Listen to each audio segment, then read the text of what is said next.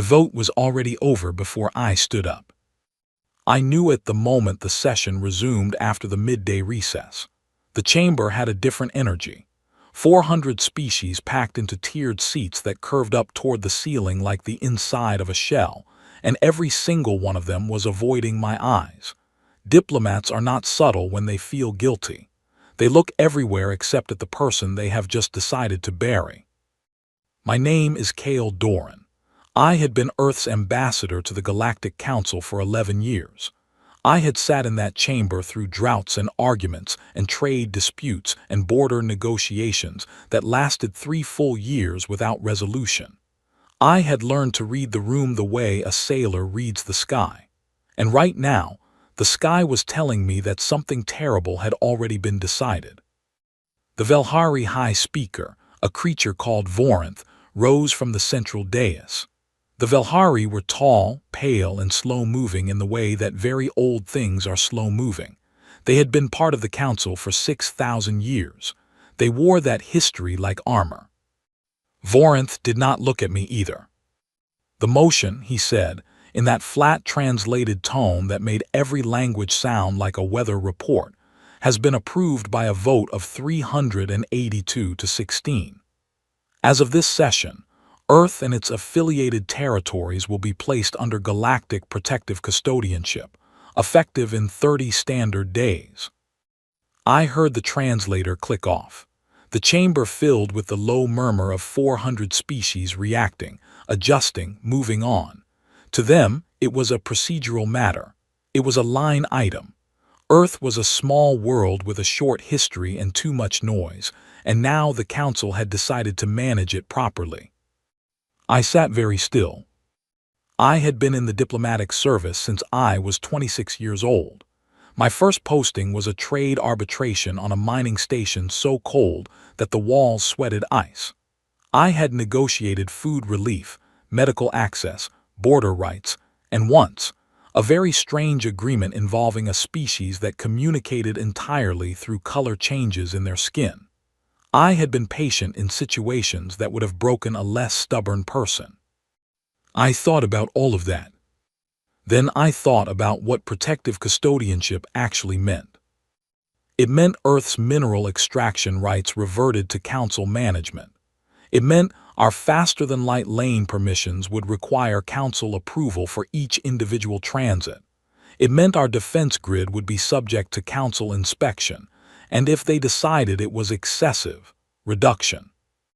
It meant that every decision our government made above a certain scale would need to be reviewed and approved by a council body, made up entirely of species that had spent 80 years treating us like a child that was almost, but not quite, ready to walk without help. It meant we would never be ready. That was the point. I stood up.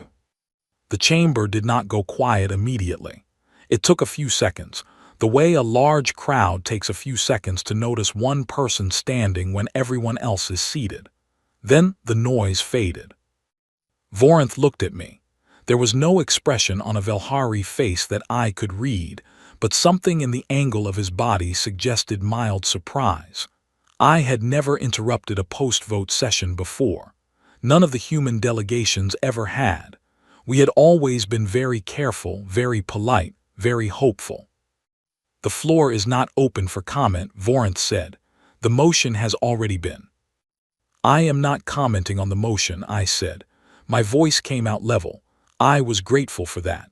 My hands were not level. I had them flat on the table in front of me so no one could see them shaking. "I am informing the council that Earth is withdrawing from this body, effective immediately." I had not planned those words. Or rather, I had been planning them for years and had never given myself permission to say them out loud. They came out clean and complete, like something that had been waiting a long time. The murmur that went through the chamber was different from the one before. This one had an edge to it. Vorinth's head tilted slightly. "Ambassador Doran," he said, with the particular patience of someone explaining something to a person they consider slow, "withdrawal is not a mechanism available to Tier 4 member worlds. The Charter clearly states." "The Charter," I said, was written by the founding species for the benefit of the founding species. We have been petitioning for tier revision for 31 years. We have been told 31 times that we are not ready. We have fought in 4 council-sanctioned conflicts, contributed resource shares every year without exception, and watched our sovereignty be reduced incrementally until today you have voted to remove it entirely. The chamber was very quiet now. I am not asking for permission, I said. I am not filing a petition. I am telling you that we are leaving. The human delegation thanks the council for 80 years of education and steps away from the table. I picked up the thin data tablet that carried my credentials. I nodded once to the chamber. Then I walked to the door. Behind me, I heard the sound of chairs moving. All 16 of the human delegates from every branch, every region, every specialty were standing. I had not coordinated this. I had not told anyone what I was going to do. But they stood and they followed, and we walked out together through the tall silver doors of the Galactic Council chamber, and the doors closed behind us with a sound like finality. My aide, a young woman named Claire, caught up with me in the corridor outside. She was 24 years old, 2 years into her first posting, and she looked like she had just watched someone jump off a bridge. "Sir," she said, "did you just?" "Yes," I said. "Without authorization from the Home Office?" "Yes." She was quiet for a moment. We kept walking. "Are we in trouble?" she asked. "Probably," I said. And then, because I believed it, I added, "but less trouble than we would have been if we had stayed." We reached the transit bay. The other delegates were filing in around us, some looking stunned, some looking like they were doing very fast mental calculations about their careers, and a few, the older ones who had been in the service as long as I had, looking like people who had just set down something very heavy. Claire touched my arm as we waited for the transit pod. "They're going to say you panicked," she said, "that you acted without authority, that you made everything worse." "They might be right," I said, "but they were going to take everything anyway. At least this way it was our choice." The pod arrived. We boarded it, and as it pulled away from the council station, I looked back through the small round window at the enormous structure hanging in space, lit up with the running lights of 400 member worlds. It had seemed so permanent, so inevitable, so much larger than Earth. It looked smaller from the outside. I turned away and did not look back again. 6 months later, I am not an ambassador anymore. Technically, I am still listed as Earth's senior diplomatic representative, but there is nothing to represent and no one to represent it to because we are not talking to anyone. That is the strategy. Complete silence. My name is Mara Ewan. I work for Earth's Strategic Intelligence Directorate, which is a long name for an office that tries to understand what everyone else in the galaxy is thinking and feeling and planning. My office is on Titan, inside a facility that looks from the outside like a processing plant for atmospheric gas, which it also is. The two functions work well together. Nobody looks twice at a gas plant. What I do, specifically, is watch. I have screens, and I have data feeds, and I have a team of 12 analysts who work in shifts around the clock, and between us, we track every major communication relay in Council-connected space. And I can tell you exactly what the Council thought was going to happen when Earth walked out. They thought we would be back in 60 days. They had a pool running, apparently. The average guess was 47 days.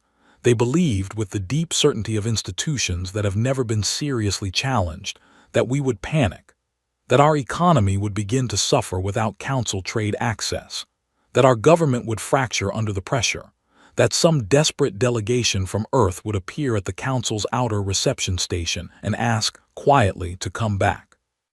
They planned to let us wait for 2 weeks before acknowledging us.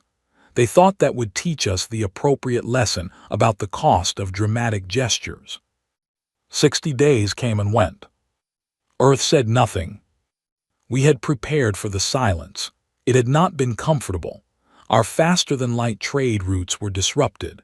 Several species that had been reliable trading partners pulled back, not out of hostility, but out of nervousness.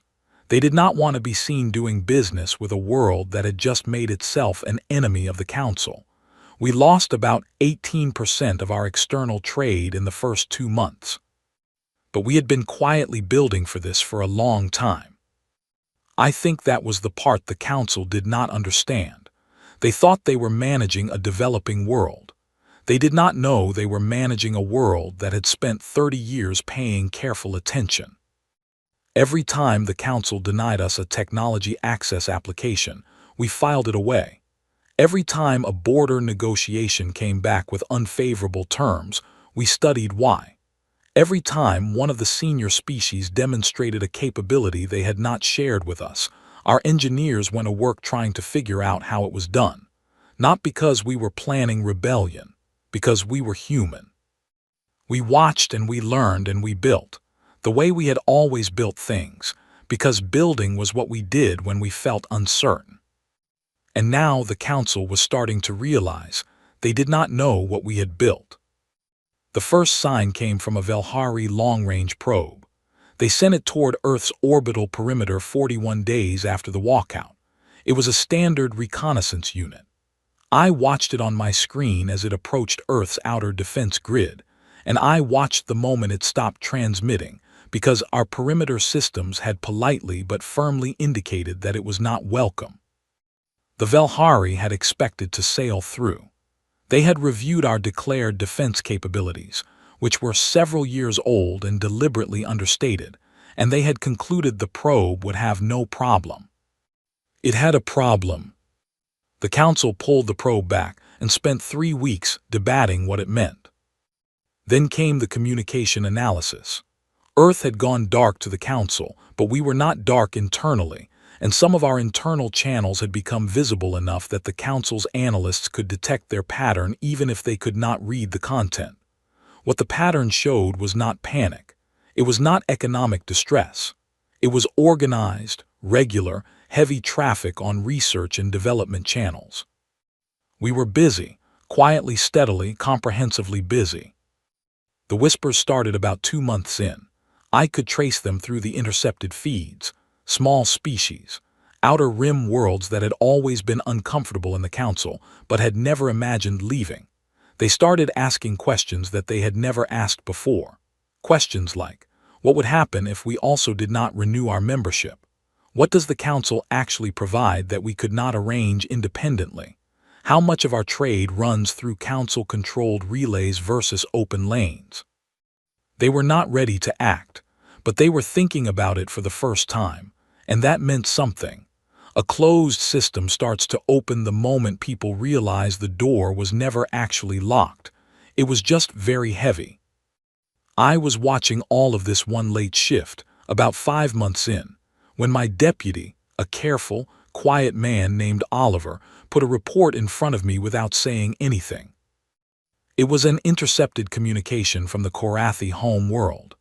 The Korathi were a mid-tier species, not powerful, not rich, but old enough to be respected. They had been Council members for 2,000 years. They had never, in recorded history, opened any form of unofficial contact with a world in diplomatic dispute with the Council. The communication was addressed to Earth's foreign ministry. It said, "We would like to speak privately. We believe we have common interests." I read it twice, then I looked at Oliver. "That is the first crack," I said. He nodded slowly, and cracks, he said, tend not to stay small. I sent the communication to Kale Doran, who was technically retired from the ambassadorial role, but was absolutely not retired from anything in practice. I added a note that said simply, "It is starting." I went back to my screens. The Council was still sending formal demands for Earth to return to the negotiating table. They were phrased more urgently now than they had been 60 days ago, less like instructions and more like requests. I watched them come in and I watched them go unanswered, and I thought about what it meant that the most powerful governing body in the known galaxy was learning, for the first time, what it felt like to be ignored. It was uncomfortable for them. I was not sorry about that. But I was also watching something else, something that made me less comfortable, because fear, even in ancient institutions, is not a passive thing. It does not sit still and wait. It moves, it presses, it looks for outlets. And I was beginning to see the early signs of the council, doing what frightened, powerful institutions have always done throughout history. They were starting to make decisions quickly, without their usual care. Border declarations that were unusually sharp, resource agreements with minor species that included protection clauses they had never offered before, as if they were shoring up alliances. Military positioning that our deep scan arrays were picking up, subtle but consistent, in the sectors adjacent to Earth's territory. They were not preparing to welcome us back. They were preparing for a version of events where Earth was something to be afraid of. And the terrifying part, the part that kept me at my desk long after my shift ended, was that they might not be wrong. Not because we were dangerous, but because fear, when it is large enough and old enough and organized enough, tends to create the very thing it is afraid of. I sent another note to Kale. This one said, "We need to be very careful, not of them, of what they might do to themselves trying to protect against us." He replied 3 hours later, 2 words. "I know." We both knew. The question was whether knowing it would be enough. The moment I understood what we really were, I was alone on the bridge. My name is Jonas Vrek. I command Earth's 7th Expeditionary Fleet, which sounds grand and is, in fact, a modest force of 11 ships assigned to patrol the outer boundary of Earth's territorial claim. It is not glamorous work. It involves a great deal of slow movement through empty space and a great deal of careful attention to sensors that usually show nothing. What it gives you is time to think. It had been 14 months since Kale Doran walked out of the Galactic Council chamber. 14 months since Earth went quiet. I had watched, from a distance, as the Council went from confused to irritated to genuinely unsettled. I had watched the Korathi reach out. I had watched 3 other Outer Rim species follow. I had watched our defense grid get tested twice more by Council probes, and I had watched those probes turn back. I was proud of what we had done, but I did not yet understand what we were. That changed on a Tuesday, which is a very ordinary day to have your understanding of your own species permanently altered. The message came from the Korathi archivist. Her name was Sethara, and she was not a spy or an operative. She was a historian who had spent 60 years compiling the Council's classified internal assessments of every registered species in the galaxy. She had come to believe that certain information was being kept from certain species unjustly, and she had decided to do something about it. What she sent us was not a weapon or a tactical advantage. It was a file, a very large, very old file. It was called the Anomaly Record. The document described every species that had ever achieved faster-than-light travel and applied for Council membership. There were hundreds. For each species, the Council's internal scientists had produced a development model, a projection of how that species would grow technologically and politically over the following centuries. Every single model followed the same general shape: slow early growth, then a plateau, an adjustment period, then gradual, steady integration into the broader galactic community. Each species was different in its details, but the shape was consistent. The Council had been running these models for 6,000 years, and the shape had never changed. Except once.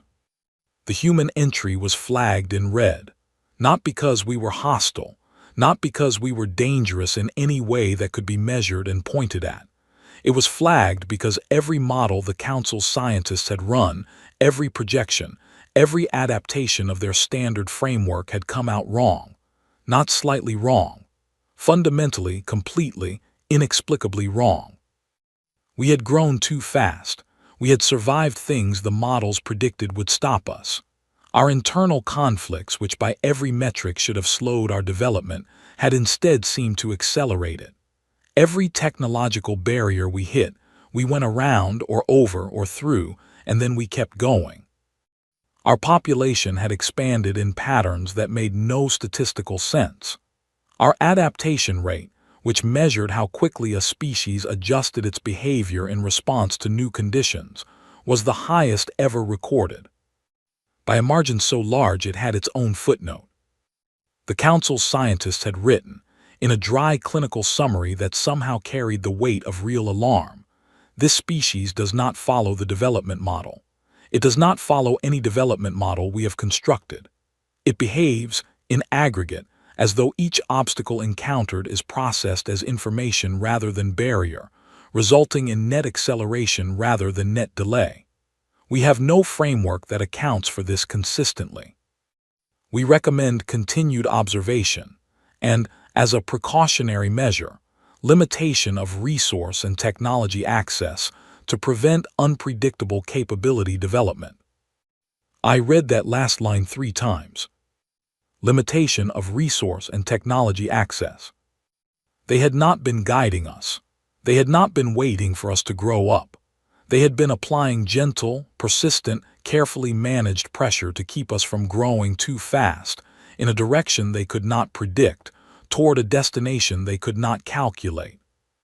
They had been managing us the way you manage something you do not understand and cannot control, not with hostility, with caution, with the steady, practiced caution of people who are more afraid than they have ever admitted. The anomaly record had a second section. This one cataloged every council internal discussion about Earth over 80 years. I read through them slowly, sitting alone on the bridge while my crew slept in rotation, and the stars moved past the windows at the careful speed of a ship running a patrol route. The discussions had started curious, then impressed, then increasingly concerned. About 40 years in, one of the Velhari senior analysts had written something that stopped me cold. She had written, "The question is not whether this species is a threat. The question is whether the concept of threat is even the right framework. Threat implies intent and direction. What we are observing appears to be something more like a force of nature. Forces of nature are not managed through diplomacy. They are managed through structural engineering." And then, 40 years later, they had voted to put us under protective custodianship. The final, structural solution. The containment measure for a force they had spent 4 decades trying to understand and had never quite succeeded. And we had walked out before they could implement it. I sat with that for a long time. Outside the window, there was a small star cluster that we had been cataloging for the past 3 months. It had no council designation because it was in the zone that the council had kept off-limits to human exploration under our previous border agreement. Now it had no official status at all. It was just space. Open, unclaimed, waiting. I thought about what the document had said, about our adaptation rate, about processing obstacles as information, about the shape of a development curve that no one could model. I thought about every conflict we had ever survived, every crisis that should have broken us and had instead, somehow, made us more organized and more determined and more capable. I thought about the 11 ships under my command and the people on them, most of whom had come up through educational systems that ran on borrowed resources and cut budgets, and still somehow produced engineers and scientists and commanders who could outperform what the council expected. I thought about Cale Doran walking out of that chamber. One person, no authorization, no plan, just a decision that something needed to stop, and 16 other humans following without being asked. I thought about Earth going silent for 14 months, and instead of falling apart, building things. We were not a threat. That was not the right word, and the Velhari analyst had been correct about that. We were something older than threat and simpler than threat. We were the thing that happened when a species decided, at some fundamental level, that the answer to a closed door was not to knock louder. It was to build a different door. I filed the anomaly record in the secure archive and marked it for distribution to the Home Office. Then I sent a short message to Mara Ewan that said only, "Read the anomaly record section 12, paragraph 4. That is us. That has always been us." I went back to watching the sensor feeds. The patrol continued. But the stars looked different now. Not larger, not closer, just more possible. 18 months, that was the number. My name is Cale Doran, and I am no longer anybody's ambassador.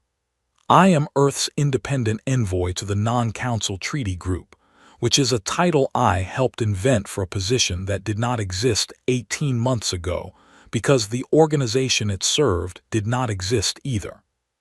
It exists now. I was sitting in a meeting room on a station called the Middle Ground, which was the name we had given to a small orbital platform that Earth had built in the free zone between Council territory and the Outer Rim. It was not a grand station. It was functional and clean and slightly cold because we had not yet finished calibrating the environmental systems. There were 14 chairs around the table, and 12 of them were occupied by representatives from 12 different species, none of whom were members of the Galactic Council. 3 of them had been members until recently. The Korathi representative was named Vel, a short, dense, careful creature with 4 eyes and the diplomatic instincts of someone who had been playing a long game for a very long time. She had been the one who made first contact with us through the Archivist's channel. She had been the one who, 6 months ago, had formally requested that Earth host preliminary talks for what was then described, very cautiously, as a framework for independent interstellar cooperation. Now it was called the Middle Accord. It had 12 signatories and 3 more pending. It had trade provisions, mutual defense language, and a sovereignty guarantee clause that was, as far as I was aware, the first document in galactic history to explicitly state that no member world could be placed under custodianship by any other body without its own government's written consent. We had not aimed it at the Council. We had not needed to. The Council had aimed it at themselves by writing their own policies the way they had. The meeting that day was about communication relay access. The Council controlled most of the major faster-than-light relay nodes, which meant that independent species wanting to communicate across long distances either routed through Council systems, which the Council could monitor, or used slower methods. We were proposing a shared relay network, funded proportionally by member worlds, that would run outside Council infrastructure. It was not a revolutionary idea. It was just an idea that nobody had been allowed to organize around before, because the Council's approach to competitors was to make them unnecessary before they could become serious. We were already serious. I laid out the proposal. Vel asked 3 good questions. The others asked more. 2 hours later, we had a working agreement in principle, and the station's life support beeped twice to remind us that we had been in the room for 4 hours and should probably eat something. I was in the corridor afterward doing exactly that, standing with a bowl of something warm from the station's kitchen, when my assistant, a man named Paul, touched my arm and said quietly, "They are here." I already knew. The Council formal delegation had arrived at the station's outer dock 40 minutes ago. I had been notified. I had told Paul to let them wait in the guest bay and offer them refreshments. Making them wait was not pettiness. It was a message. And the message was, we are doing something. We will get to you when we have time. I finished my meal. Then I went to the guest bay. There were 3 of them. 1 Velhari, 2 from species I recognized as Council middle management. None of them were senior figures. That told me something. The Council was not yet ready to send someone important. They were feeling out the situation first. The Velhari's name was Curator Death. She was younger than Vorinth, which for Velhari meant she was probably only about 800 years old. She stood when I came in, which was a gesture of acknowledgement that a Velhari would not typically offer to a human. Things had changed. "Ambassador Doran," she said, "thank you for agreeing to meet with us." "I am not an ambassador anymore," I said pleasantly, Please sit down." We sat. Paul stood by the door. The other two council representatives watched me with the careful attention of people trying to read a situation they do not fully understand. Curator Death folded her hands on the table. "The council," she said, "remains open to a constructive resolution of Earth's concerns regarding its membership status. We believe that a structured conversation about tier classification reform could—" I stopped her. "I am going to ask you something," I said, "and I would like you to think before you answer. Not as a representative of the council, as someone who has been watching this situation develop." She paused, then nodded. "What exactly," I said, "did you think would happen?" The room was quiet. She opened her mouth, then closed it, then opened it again. "We expected," she said carefully, "that Earth would recognize the practical benefits of council membership and seek to renegotiate terms. But you didn't expect us to be silent for 14 months, I said. "No." "And you didn't expect the Korathi to reach out to us." "No." "And you didn't expect 3 member species to suspend their membership in the last 2 months." She looked for just a moment, like someone who had walked into a room expecting furniture and found the floor missing. "No," she said quietly. I leaned forward slightly. The council spent 80 years convincing us that membership was not a choice, that it was a structure, like gravity, that there was simply no other way for a space-faring civilization to function. Do you understand what happens when you convince people of that, and then one of them discovers it isn't true? She did not answer. I do not think she had one. "Other people start checking the door," I said, "and finding out it was open the whole time." Curator Death was quiet for a long moment. Then she said, "The Council is willing to offer Earth Tier 2 status, full vote weight, and removal of the custodianship motion, effective upon reapplication." I sat back. 6 months ago, I would have crossed a star system barefoot for an offer like that. Tier 2 status had been the goal of every human diplomatic effort for 30 years. Full vote weight meant we could actually influence decisions. The custodianship motion being removed would have ended the immediate crisis. 6 months ago, I would have called it a victory. I thought about the Middle Accord table with 12 species sitting around it.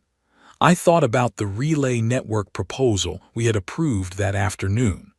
I thought about the anomaly record and what it said about what happened when you pointed obstacles at humans. "Thank you," I said. "I will pass the offer to Earth's government." Curator Death nodded, looking cautiously relieved. "I should mention," I added, "that in the meantime we will continue building the independent relay network. And the Middle Accord's next session is in 3 weeks, at which point we expect 2 more signatories." The relief on her face shifted, just slightly. I stood. The meeting was over. Paul walked with me back down the corridor. After a moment he said, "Do you think they understand what's happening?" I thought about it honestly. "They understand that something is happening," I said. "They don't quite understand that they can't stop it. There's a difference." Paul nodded slowly. We reached the observation window at the end of the corridor. Outside, in the dark, I could see the running lights of the council delegation's ship, and further out, the navigation lights of 2 of the Accord member ships that were staying overnight before heading home. And beyond all of that, the open, unregistered black of space that the council had spent 6,000 years calling theirs. It didn't feel like theirs from here. It felt like everyone's. I turned away from the window and went back to work. 2 years. I keep thinking about that number. 2 years since Cale Doran stood up in a room full of people who expected him to sit down and said 3 words that changed the shape of the galaxy. "My name is Mara Ewan. I work for Earth's Strategic Intelligence Directorate. I have been at my desk on Titan, watching the galaxy the way you watch a river, tracking where the current goes. Today, I am not at my desk. I am standing in a signing room on the middle ground station, in a hall that is slightly too small for the number of people who have crowded into it, watching the final ratifications of the Outer Accord come through one by one. 14 signatories. That is where we started 6 months ago. 14 small and mid-sized species, some scared, some principled, some just practical, all of them deciding that the Council's structure was no longer the only structure available. Today there are 22. I will not pretend I fully understand the document I watched being signed.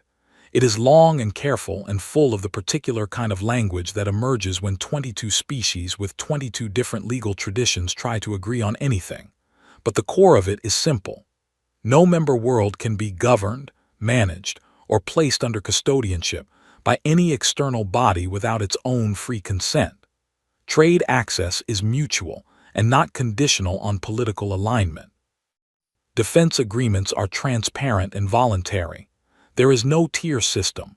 There are no juveniles and no custodians. There are only signatories, equal to each other in standing if not in size. I watched Vel, the Korathi representative, press her hand to the ratification screen. I watched the representative from the outer world called Keth Minor, a species that had been a council member for 400 years and had left 3 months ago, do the same. One by one, 22 species formalized something that 6 months ago had been a provisional agreement in a cold meeting room. Then Earth's representative stepped forward. It was not Kale. He had been involved in every stage of the negotiation, but he had stepped back from the final signing deliberately because he did not want this to look like an Earth project. It was not an Earth project. It was a galactic project. Earth had just been the one to start it by doing something that everyone else had been too settled to try. Our representative was a woman named Helen, who had spent 20 years in trade law and had the kind of quiet intensity that made opposing negotiators slightly nervous without understanding why. She pressed her hand to the screen. The room broke into the particular sound that multilingual celebration makes, which is less like cheering and more like a complex chord, different voices finding different notes. Outside, through the station's primary observation port, I could see the Council's observation ship. They had stationed it 300 kilometers from the middle ground when the signing session was announced. They had made no formal protest. They had sent no delegations. They were simply there, watching, the way you watch something you know you cannot stop but cannot quite accept. I had spent 2 years watching them. It was strange to imagine how they felt watching us. A young Korathi diplomat came to stand beside me. Her name was Leah, and she was Sethara's niece, the archivist who had sent us the anomaly record that had changed the way we understood ourselves. Leah was 20 years into her career, which for a Korathi meant she was still considered very young, and she had the particular sharpness of someone who had grown up hearing the old stories and had decided to write new ones. She looked out at the Council's ship for a moment. "What do humans do now?" she asked, "now that you have this?" I thought about the question seriously, because it deserved a serious answer. "The same thing we always do," I said. "We will argue about everything. We will make decisions that turn out to be wrong, and we will argue about those too. We will build things, and some of them will not work, and some of them will work better than anyone expected. We will disagree with each other loudly and often and with great enthusiasm." Leah tilted her head. "That sounds exhausting." "It is," I said. "It is also how we got here." She was quiet for a moment. Then she said more carefully, "My aunt's file, the anomaly record, does it bother you, knowing that they spent so much time afraid of you?" I had thought about this too. In the 2 years since Jonas had sent me that message and I had read the document myself, I had thought about it often. About what it meant that the Council had spent 80 years managing something they could not model, about the long, careful pressure they had applied to slow us down. "It bothers me," I said honestly, "not because they were afraid. Fear is a reasonable response to something you don't understand. It bothers me because they chose to hide it. They could have told us. They could have said, 'We don't know what you are, we don't know where you're going, and that frightens us.' and maybe we could have had a different conversation. But they didn't, Leah said. No, they made us smaller instead and told us it was for our benefit. And that is the part I find hard to forgive. Not the fear, the pretending. The signing ceremony was wrapping up. Helen was shaking hands, or the equivalent gesture across species, working her way around the room with the patient efficiency of someone who had done this before. Paul caught my eye from across the room and made a small gesture that meant the home office needed me on a secured channel. I had one more thing to do before I answered it. Earth's official statement to the Galactic Council had been prepared over the previous month. It was 7 sentences. I had been part of the team that wrote it, though the final version was cleaner than anything I had drafted. It had been scheduled to transmit the moment the Outer Accord ratification completed. I checked my device. The ratification was confirmed. I pressed send. The statement moved through the relays at light speed, copying itself to every registered receiver in the Galactic Communication Network. The Council would receive it first, but within hours every species in known space would be able to read it. It said, Earth is no longer a member of the Galactic Council. This is not a negotiating position and not a request for changed terms. We have built, together with 21 partner civilizations, a framework based on voluntary cooperation, mutual respect, and the principle that no world should be managed without its own consent. We do not seek conflict with the Council or with any of its members. We do not claim territory that is not ours. We intend to trade, explore, and build in the manner we have always chosen, which is to say, quickly, loudly, and with considerable disagreement among ourselves. To the species of the Council, we wish you well. Do not mistake that for deference. 7 sentences. No threats. No demands. Just a clear statement of what we were and what we intended and what we would no longer accept being treated as. I read it one more time after it sent. Then I put my device away. Oliver was at my shoulder, my deputy, steady and quiet as always. The Council will respond, he said. Yes, I said. Hell? I don't know, I said. And that is actually fine. We spent 80 years trying to predict what they wanted so we could give it to them. I would rather spend the next 80 figuring out what we want and building it. He considered this. Then he said, that might be more complicated. Absolutely, I said. We are going to argue about it every step of the way. It will be loud and messy and occasionally very frustrating, and we will probably get some significant things wrong before we get them right. I looked around the room. 22 species, some of them ancient, some of them young, all of them choosing something new. Leah was talking to one of the Keth Minor representatives, their 2 very different head shapes bent toward each other in what looked like a genuine conversation. Helen was laughing at something one of the Accord's legal drafters had said. Paul was refilling something from the station's dispenser and already reading the next briefing on his tablet, because Paul was the kind of person who prepared for tomorrow before today was finished. Cale was at the far end of the room, standing alone for a moment at a second observation window, looking out at the same stars that Jonas Vrek had been looking at on his patrol 14 months ago. I watched him for a second. He did not look triumphant. He looked thoughtful and a little tired and very much like a person who was already thinking about the next thing. That was right, that was us. We do not stop when we win. We reorganize and keep going. It is not a strategic choice. It is not a policy position. It is simply what we are. The anomaly record had called it an adaptation rate. Jonas had called it treating obstacles as information. I did not have a clean name for it.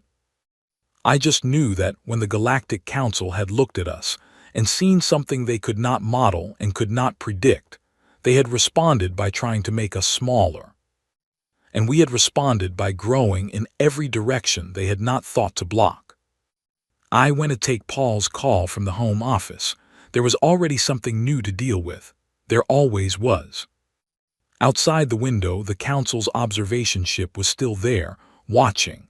I did not look at it as I crossed the room, not out of disrespect, simply because I was already looking ahead. The universe had descended into fear when Earth walked out of the council chamber. But fear is not the end of a story, it is the middle of one. And we were only just getting started.